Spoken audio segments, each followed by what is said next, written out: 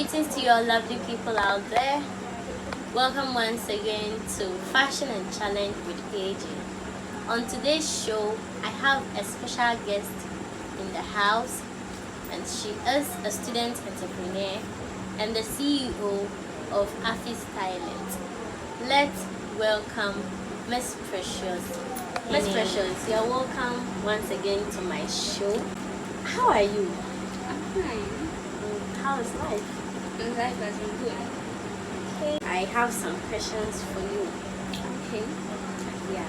So, my first question to you is, how did you come about with your business? First and foremost, my business, it is something that is God given. It is not something that I learned. I just came about reading. When I was growing up, I realized that I could do something with my hands, and I just started like that, and it has been amazing. Okay. Wow, then you are blessed. Of course. You are blessed.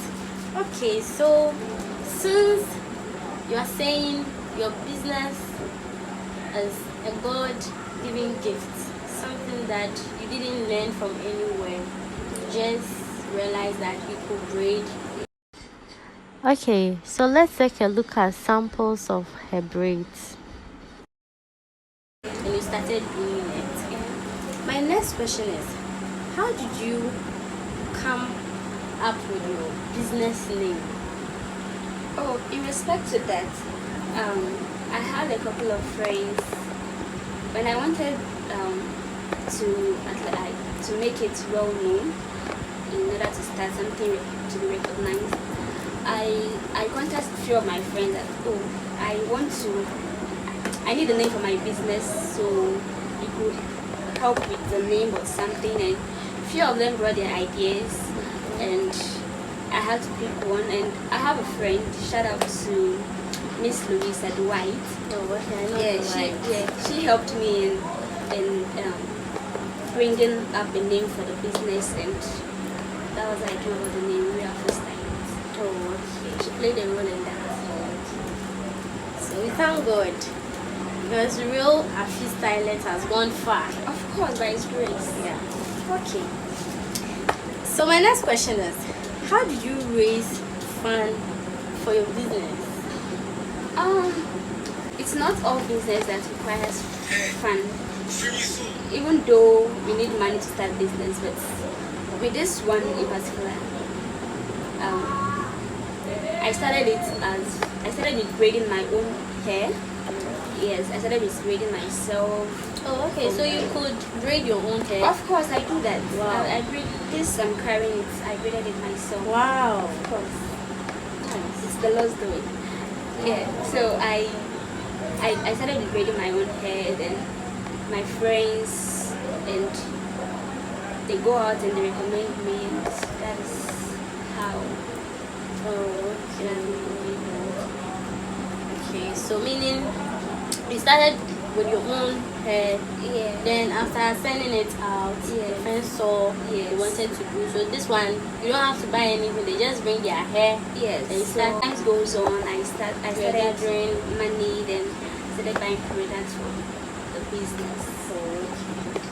All right, that's interesting. So my next question to you is, who has been your greatest inspiration, or what has been your greatest inspiration? My greatest inspiration has been, I want to do more for myself. I want to be somebody that my younger ones will look up to.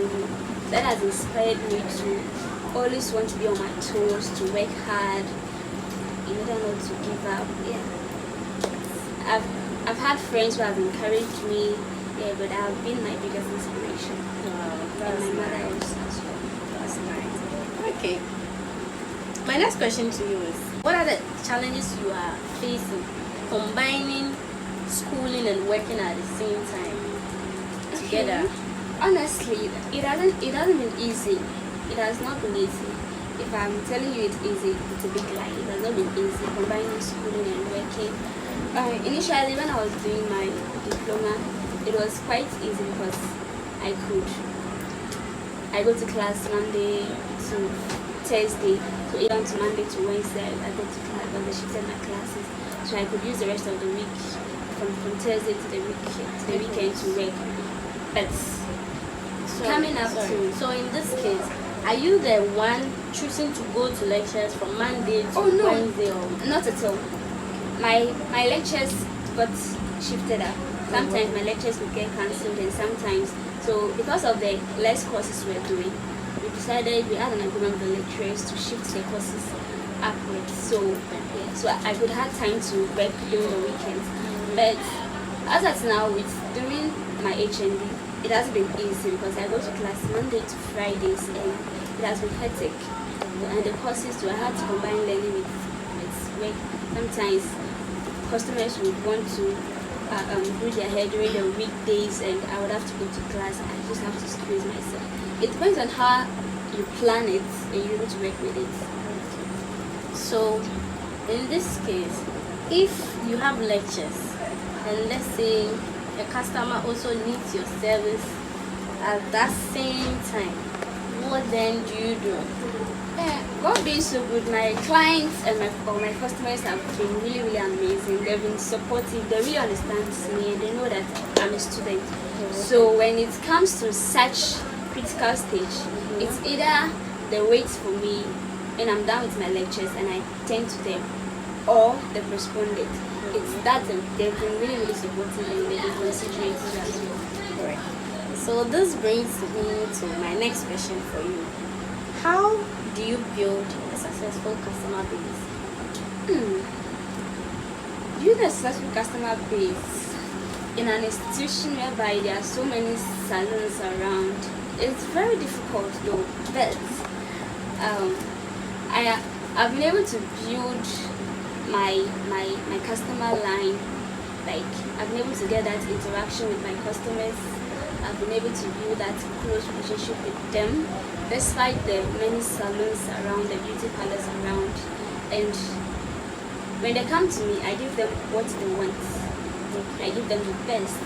I give them exactly what they're looking for, and they trust me. So they always come to me. Okay. So like you said, you are in an institution whereby there are a lot of salons around.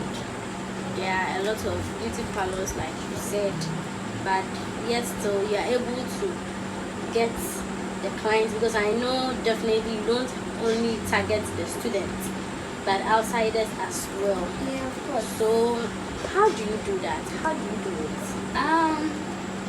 it? My work sells for itself. My work promotes itself. Sometimes when I braid my own hair and I go outside, and they'll be like, oh, your hair is nice, why did you do it? I'll be like, oh, I did it myself. They're like, really? Like, yes. Then we exchange contacts, I send my flyer to you, and the next minute you are booking an appointment with me. And recommendations from friends and families. Most of my lecturers too are helping. They recommend me when they go to classes. They recommend, hey, do you know Precious? She's in 23. She does very well in hairdressing, and they recommend me to them. And that has been how the business has been going. I'm so much impressed. Alright, so my last question for you is, what piece of advice would you give to the youth out there? My little piece of advice, I'm privileged that I'm able to advise someone, even at this tender age of 9 years. I'm privileged to give that advice. But my advice to the youth out there, though it's not easy, the system is becoming very difficult day in, day out. People are doing a lot of things for money, but when you have the determination, the desire, the aim, the goal to achieve something in life, you don't stop praying. No matter how hard it gets, no matter how difficult, when you are determined to be successful, you will be. And it doesn't really require money to start the business. You can start by using your ideas and doing something better with it before you can raise funds for the business. Don't give up. So, viewers out there, from the CEO of AFI Stylette, she said you shouldn't give up. the youth out there, you shouldn't give up. Whatever you know how to do, make sure you do it. Don't sit down and wait for money. You can start up with your ideas. Start something. Search within you, what can you do best, and start doing it. And you realize that as time goes on, you start getting the funds to do the most. Hope you have really gotten something inspiring. You have been educated by what my special guest said. Thank you all for watching the show.